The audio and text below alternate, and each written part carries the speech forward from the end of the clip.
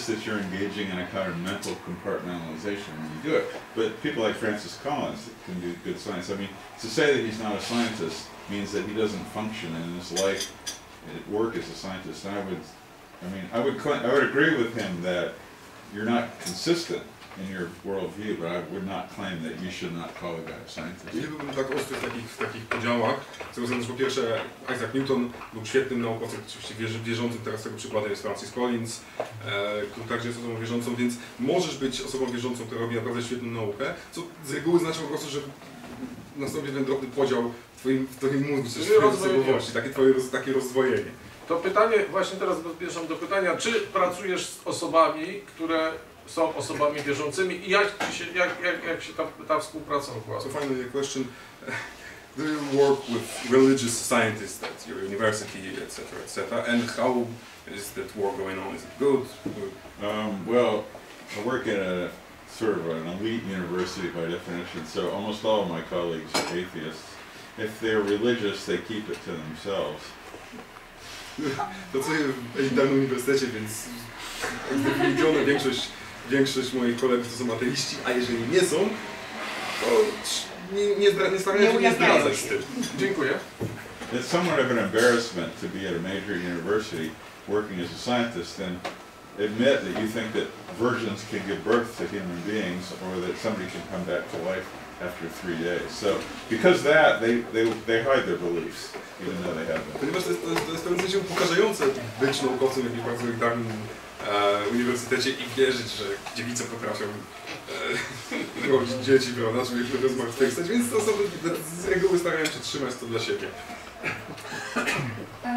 Proszę bardzo. Ja mam takie pytanie. Chodzi mi o postać ojca Pio, a jego stygmaty i jego zdolność do bilokacji. Jak to nauka tłumaczy i... Do czego? Stygmat plus a zdolność bilokacji ojca Pio. Bilokacji. Bilokacji. Czyli ogólnie postać ojca Pio plus stygmatyzm. So the question is how science can answer or explain what Father Pio had stigmata and bilocations of being took place at once. Yeah, the problem with Father Pio is he was never subjected to scientific examination. So, in other cases where people have stigmata and have been observed, they've been seen cutting themselves or making wounds on themselves. So, you have to take these reports of miracles very dubiously if they are not closely examined by science. Because remember, it's not only scientists that have to examine this kind of thing, it's magicians. Because a lot of people a lot of fake healers in America and a lot of preachers use magic. So, and magic is best uncovered by magicians. So, I mean, the Father Pio thing, I don't believe for a minute. Więc po pierwsze, nie udało się, nigdy nie zbadano, naukowcy nie zbadali stygmatów ojca Pio, nie zostały one zbadane, więc tutaj nie można, ciężko się wypowiedzieć. A w przypadkach, kiedy badano osoby ze stygmatami, także naukowcy podawali badania, no to okazywało się, że albo cieli się gdzieś tam po kryjomu, albo rozdrapywali. No, sami sobie zadawali te rany, żeby one powstały, więc niejako naukowcy bardziej potwierdzali, że to są nieudane cuda. I jeżeli podchodzimy do cudów, to właśnie trzeba być przede wszystkim bardzo, bardzo sceptycznym do nich i nie tylko naukowcy są przydatni, ale przede wszystkim magicy. Magicy w sensie jako iluzjoniści, tak, to byłoby lepsze słowo. Z tego względu, że coraz większa ilość osób, na przykład uzdrawiaczy i tak dalej, stosuje sztuczki, które stosują iluzjoniści, a najlepszą osobą, żeby rozpoznać magika, czy złodziej sztuczki, jest inny magik. Ja chciałem tutaj powiedzieć i spytać się, że myślę, że zbliżamy się do takiego zjawiska jak to, co Daniel Dennett nazywał wiarą w wiarę. Czyli, że po prostu mamy sporą grupę osób niewierzących, ateistów, którzy nadal mimo to uważają, że wiara jest cenna, bo pozwala zachować porządek społeczny, tak? Że bez wiary religijnej społeczeństwo by było dzikie i jakby pozbawione moralności.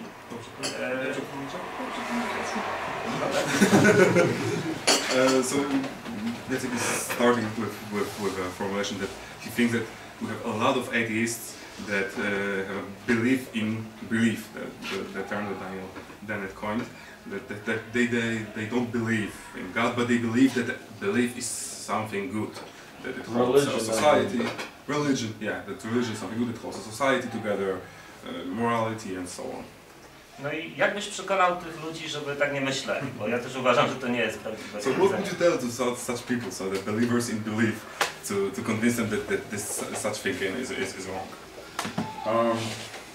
I'd say I'd use two words. The first one is hypocrisy, that you think you're not a believer for good reasons, but you think it's good for the rest of the little people because they're not as smart as you are. Więc pierwszy użyłbym dwóch słów. Pierwszy to hipokryci, no bo to znaczy, że ty jesteś już dość dobry, że ty nie wierzysz, ale wiara jest potrzebna dla tych innych osób, to już pokazuje taką... And the second one, which is more important, is the claim that we need religion. This is in America, you hear this very commonly. We need religion, and that religion will always be with us. So that's the second part of that claim.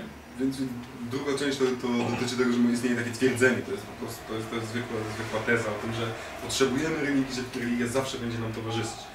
To są zdania, które są powtarzane co rusz w amerykańskiej publicystyce w Stanach Zjednoczonych, nie mając żadnego poparcia. And I have one word answer to that question, which is Scandinavia. Swedish friend is over there. Scandinavia is largely a country of atheists. Now, if you look at Scandinavia, it's not full of rapists, murderers, killers. I mean, it functions very well as a society. It has no religion. Why it has no religion, I have my own theories, but just the fact that you have a well-functioning, healthy society that doesn't need religion proves that you don't need religion as a social group. Więc jeśli powiedziałbym jeszcze jedno słowo, to byłoby Skandynawia, prawda? Czy Szwecja, no mamy znajomych w Szwecji, więc też wiem o tym. To, że Szwecja jest po pierwsze społeczeństwem niezwykle ateistycznym, bardzo ateistycznym i jednocześnie nie zdarza się tam, że także gwałcą się na ulicach i mordują, tylko właśnie jest to społeczeństwo, które bez religii potrafi być dobrze zorganizowane zarówno społecznie, jak i moralnie i samo istnienie tych społeczeństw dowodzi, że nie potrzeba religii, by zorganizować, by utrzymać ramy moralne i społeczne w państwie. And ask yourself this question. The most religious society in the world is the Taliban. Is that functioning as a social glue? Would you like to live in such a glued up society? No właśnie, najbardziej religijnym, zadajcie sobie pytanie, najbardziej religijnym społeczeństwem jest czy też społeczeństwo talibów. Czy chcielibyście żyć w społeczeństwie talibów, czy to jest naprawdę dobrze funkcjonujące moralnie społeczeństwo? Na wykładzie omówił kreacjonizm, a następnie jakby rozszerzył tę problematykę i wskazał, że problemem nie jest kreacjonizm jako taki, ale chodzi tutaj ogólnie o religię. A mam swoje jakieś własne przemyślenia na ten temat i ja myślę sobie, że to jest wciąż zbyt wąskie, ta kategoria winnika czy winnego tutaj. Ja mianowicie żyję chyba trzecią część życia poza granicą i to jest częściowo w Czechach, a częściowo w Norwegii, czyli kraje ateistyczne. So, I asked you, not asked you, said that on your lecture you said that it's not that much about creationism, the fault of creationism, but the fault of religion. And he thinks that we should look at the fault is from a different, much bigger, wider perspective. It's still pretty narrow, you know, when you say so this is about religion, this is about creationism, it's still pretty narrow category. So where? To teraz do pytania. So to the question. Także właśnie w tych dwóch krajach, w Norwegii, gdzie mieszkałem wcześniej, w Czechach, gdzie mieszkam w chwili obecnej, zaobserwowałem, że mimo, że mamy do czynienia ze społeczeństwami zlaicyzowanymi, albo wręcz ateistycznymi, a raczej powiedziałbym zlaicyzowanymi, ta jakaś irracjonalność wypełza z różnych kątów i ona się przejawia w zupełnie innych postaciach. Także ja myślę, że to, co leży tutaj na dnie, jest ta skłonność do irracjonalności i ona się tak czy inaczej przejawi i ją trzeba by wziąć jakby na celownik. So there's not so much a question, but a statement that you may comment on it. Because it's not so much the religion's fault, because part of his life he spent in Norway, part of his life in Czech Republic, very secular societies, and even though there are secular societies, the irrationality crawls somewhere in different actions and different attitudes in people living in that society. So the question, the fault not be religion or creationism, but even higher, the thought would be the irrationality of human beings, and that we cannot get rid of that irrationality because it would just take another form of religion, but other superstition, something like that. So how would you comment on that? Well, I'm a bit confused about what he said, because is he claiming that Norway or Sweden are crawling with irrationality? What other form has irrationality taken in Scandinavia? Jakiś przykład Alternatywna medycyna, homeopatia, tam się jakby w przestrzeni publicznej od tej alternatywnego ruchu jakby roi w różnych postaciach, postmodernizm. Yeah, but I would, well, I just say two things. First of all, I don't think there's any evidence that Scandinavians are bigger believers in homeopathy than, say, Poles or Italians. You know, there's always going to be irrationality. The question is, are you required to have a certain amount of irrationality, and if you get rid of religion, you're going to replace it with something else? I don't understand why that would be a necessity. Po pierwsze pytanie byłoby, nie wydaje się mi, że jest większe prawdopodobieństwo, można powiedzieć, skłaniania się ku homeopatii czy medycyny naturalnej, medycyny niekonwencjonalnej w Norwegii niż na przykład we Włoszech czy w Polsce. Może nie ma badań też na ten temat, jeśli chodzi o statystykę. A po drugie, to co jest pytanie tutaj, czy istnieje jakaś taka porcja, jakaś doza irracjonalizmu, która się zawsze utrzyma, no bo tutaj takie twierdzenie za tym idzie, że jeżeli wymienimy religię, no to coś musi zastąpić tę dozę irracjonalizmu. To oczywiście jest prawda, że nie pozbędziemy się całości irracjonalizmu, ale czy faktycznie musi być aż tak dużo? Znaczy, tutaj raczej tak wątpię, że potrzebny jest tak dużo, że coś wypełni tą przestrzeń po religii. Może po prostu to będzie dużo mniejszy W ramach postosowania nie twierdziłem, że jest tam więcej tej irracjonalności, ale chodzi o to, że przekonanie, że w momencie zamknięcia czy osłabienia się tradycji religijnych w społeczeństwie będzie automatycznie lepiej, to moja obserwacja jest nie. Irracjonalność przybierze inną postać. Defetystyczny punkt widzenia. Not saying that it's more irrationality in Norway, but just saying that when you get rid of religion, the irrationality will just morph into something else and still exist in society. I find that hard to believe, because a lot of the irrationality of religion comes from indoctrination by children. Here in Poland, children are forced to learn lies from kindergarten. If you didn't do that, I think that the amount of irrationality you see amongst the adults here in the form of religion would go away. I don't see that children would necessarily hit on some other form of irrational belief if you didn't teach them lies in the first place. Tutaj nie mam podstaw, żeby uwierzyć w to, że tak będzie. No bo bardzo dużą część to, co odpowiada za nasze skłonności, nazwijmy to irracjonalne, jest indoktrynacja, jest wychowanie. I w Polsce mamy dzieci od 5 roku życia już w przedszkolu uczą się kłamstw, czyli religii. I gdyby to zlikwidować, żeby to zabrać tę formę indoktrynacji, to wątpię, czy faktycznie byłyby tak skłonne, by sięgać po przeróżne inne irracjonalizmy. Możliwe, że przy tej indoktrynacji tak by było, ale przy braku nie wierzę, że tak będzie. A rosnące w sile siłą teorie spiskowe, do których się przyznaje chyba trzecia część Czechów. I know, we can go back and forth. To nie jest chyba cel, żebyśmy tak... Dlatego just saying that the irrationality can also take the form of conspiracy theories, and you see that there's almost 1/3 of Czech people believe in conspiracy theories, and this is another form that irrationality morphs, and that it won't go away. Well, there's always going to be some humans who are irrational. There's always a motivation to be irrational, because irrationality, after all, is belief in what you want to believe and not what's true. But if you look at the history of Martin Luther King, our great civil rights leader, said that the arc of morality is long, but it bends towards justice. And I would say the arc of rationality is long, but it bends towards truth. If you look at society now, and look at society 500 years ago, I would claim that the amount of irrationality that we see today is much, much less than you would see 500 years ago. So of course there's always going to be irrationality. There'll always be some religion, because people don't want to die. But I'm firmly convinced and you should recommend that you read Steve Pinker's book on that humans are becoming more rational all the time. It's just a very slow process. Tak,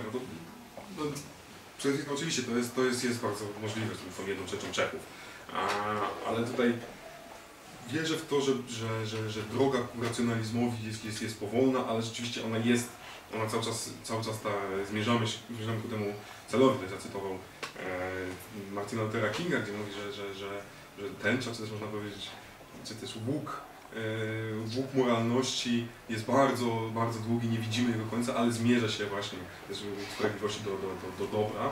No to co można powiedzieć o postępie naszym, że nie widzimy tego, że zmierzamy do racjonalizmu do prawdy, ale faktycznie on tam za over the rainbow tam właśnie wyląduje, taki złoty, można powiedzieć. Więc ale w każdym razie, żeby podać jako inny argument, to właśnie jak bardzo zmniejszył się stopień irracjonalności społeczeństw pomiędzy dzisiejszymi czasami, a na przykład 300, 400, 500 lat temu. Jeżeli spojrzymy z tej perspektywy, no to rzeczywiście ta irracjonalność jest coraz mniejsza. I to, że faktycznie dzisiaj możemy powiedzieć teorie spiskowe i tak dalej, to jest kwestia bardziej perspektywy, którą bierzemy, która może być jeszcze zbyt wąska. To fakt, wciąż pozostaną osoby wierzące, ponieważ wiara to jest przekonanie, że istnieje coś, co sprawia, że ja się dobrze czuję i boimy się umrzeć, ale to znaczy, że progres nie następuje. To jeszcze można dodać, że w Polsce też mamy 1/3 wyznawców teorii spiskowych, chociażby katastrofy smoleńskiej. Czyli mamy i katolicyzm. It's accepted that people will have one for the conspiracy theories, assault. Rozumiem, że tutaj są jeszcze 2 wolne krzesła dla osób stojących tam. Jedno tam z tyłu, jedno tutaj bliżej. Także proszę. Oczywiście, po to są.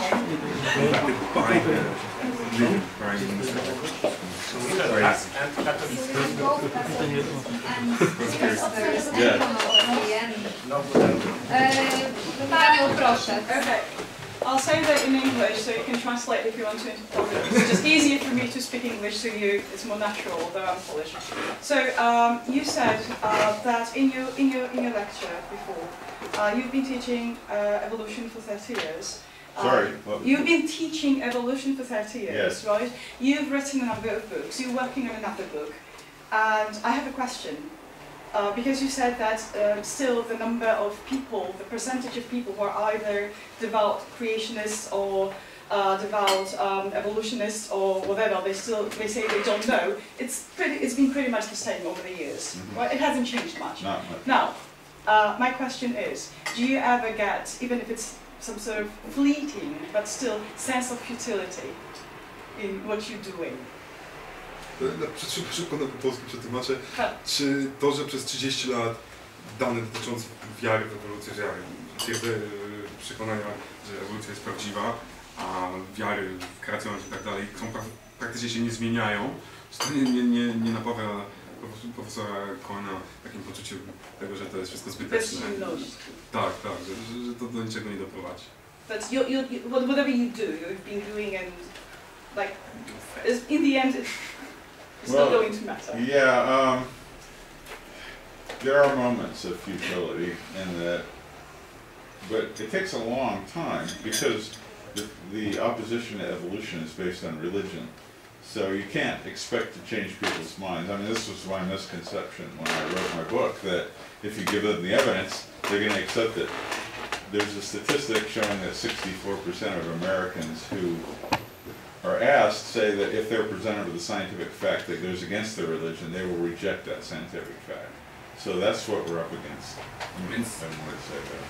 Przede wszystkim zdarzają się oczywiście takie momenty, kiedy wątpię, ale trzeba spojrzeć na to, że czemu się przeciwstawią, to jest religia i nie ma możliwości zmienienia wierzeń, czy też pozbawienia wierzeń ludzi tak po prostu z dnia na dzień.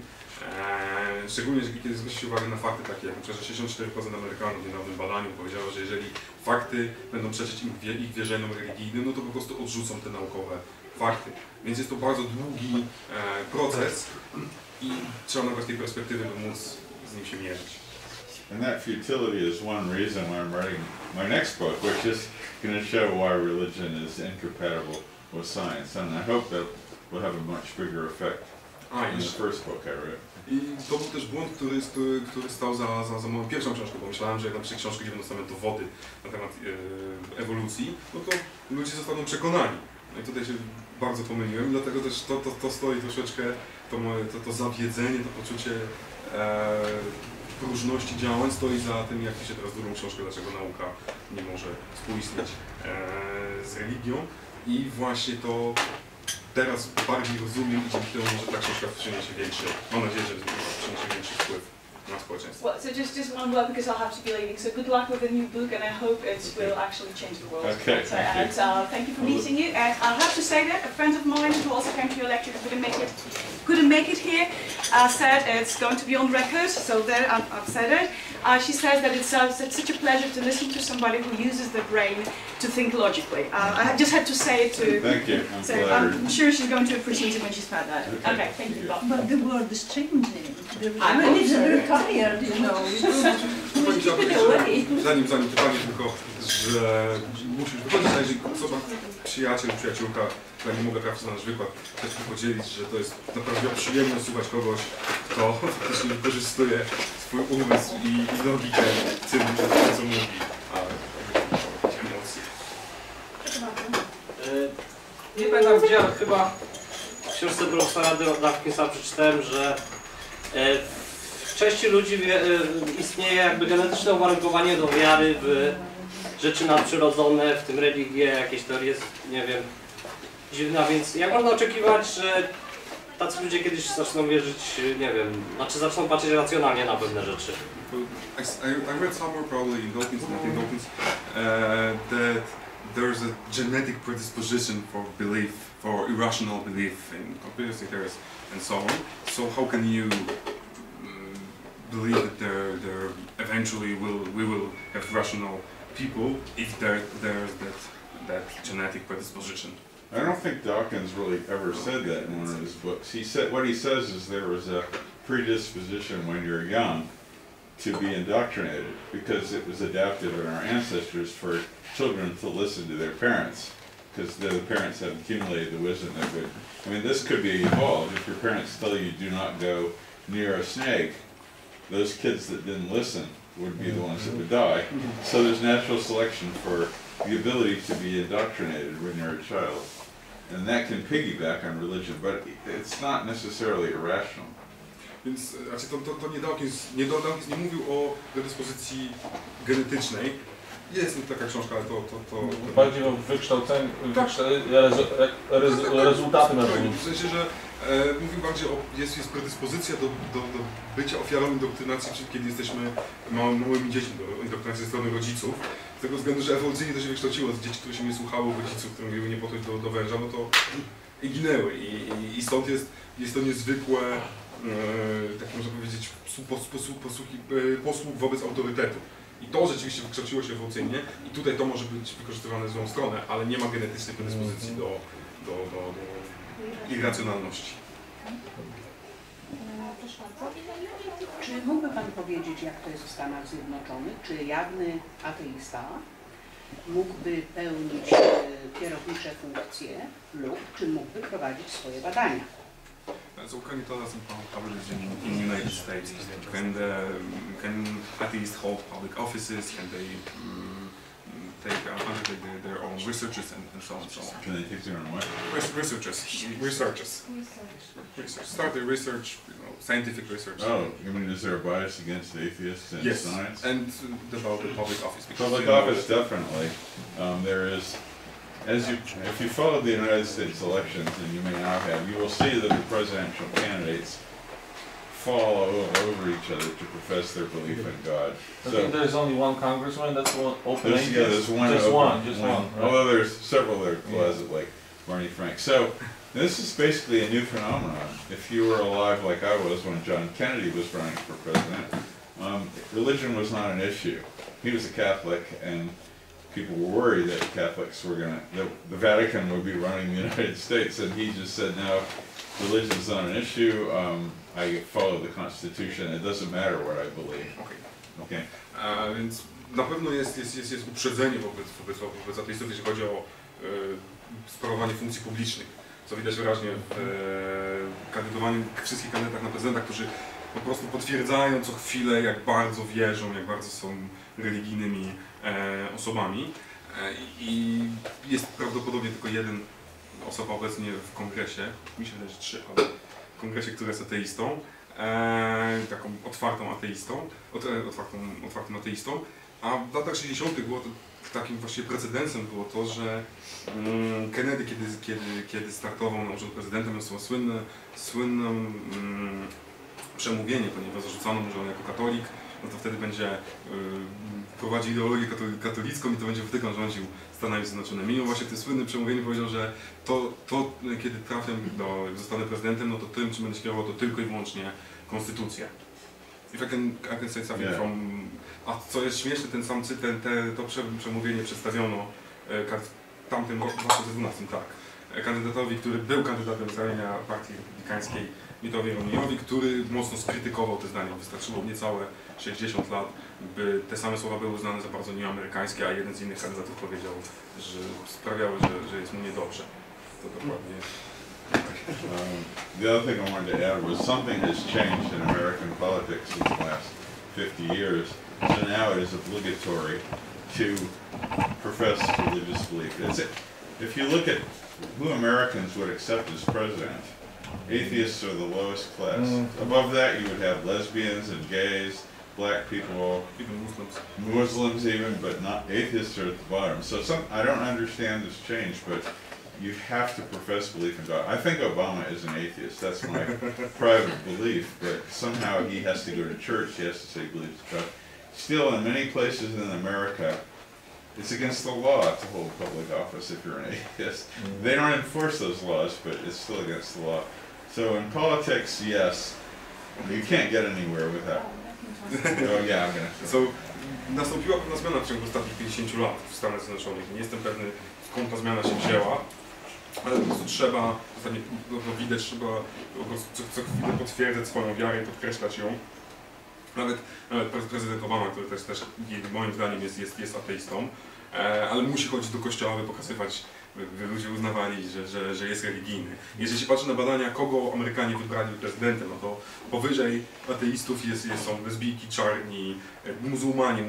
Szybciej Amerykanie wybiorą prezydenta, który będzie muzułmaninem, niektórzy twierdzą, że już wybrali, niż prezydenta, który jest ateistą, więc jest straszne uprzedzenie. Poza tym w 8, jak dobrze pamiętam, w 8 stanach jest prawo, które zakazuje ateistom sprawować funkcje publiczne.